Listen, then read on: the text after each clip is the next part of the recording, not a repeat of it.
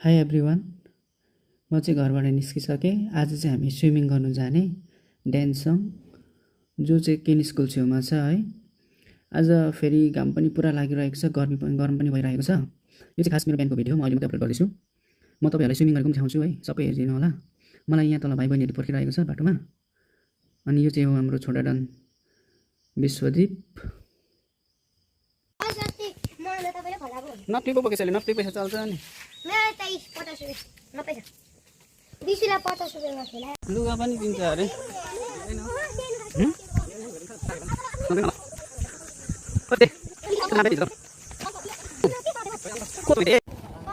ओए यहाँ मिठाई देखाएर आम्पो कसले किनेको?